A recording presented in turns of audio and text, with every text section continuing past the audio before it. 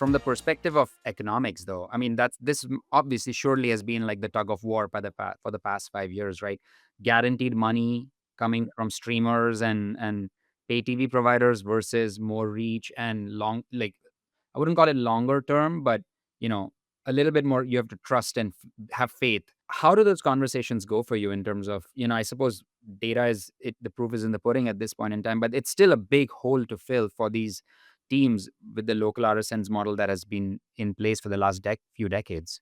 Yeah, and sort of as I said at the beginning, we sort of have a two-tier strategy. We have a national strategy with a national channel that's fully distributed, and then we have the local. So there's sort of two ways to sort of answer that. On a national level, our first contract with the WNBA, the Women's Basketball League, just expired at the end of last season, and we were, you know, f- it came at the time when the NBA was renewing their rights, and and you had everyone sort of at the table looking to acquire, those rights, but they protected the Friday night on Ion. And they told us that there were streamers that really liked our package. We have an exclusive national distribution on Friday nights. Up to this point, we've had every game available on Friday night, and we made one a national game and then regionalized the rest. And, the league told us from the beginning, like, we're going to try the best we can to protect the Friday night package, but we know that there's others. And when it was all said and done, we did a new long-term deal with them. But they did say, like, there was some aggressive pursuit of those Friday night rights, but it was because of our reach, our over the air. They already have a deal with some streamers like Amazon. They have a deal, with some national networks. But the idea of having a nationally distributed, consistent franchise night, Friday nights, national doubleheader, national studio shows was really appealing to them. Could they have gotten more money for those rights? Probably.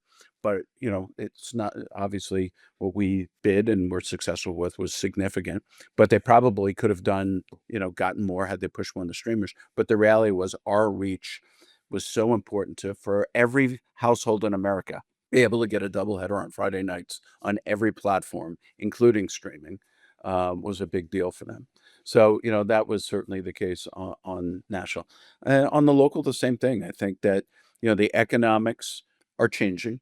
The RSNs were built, probably 80% of the revenue came from distribution revenue and 20% from ad sales. Our model's completely the opposite.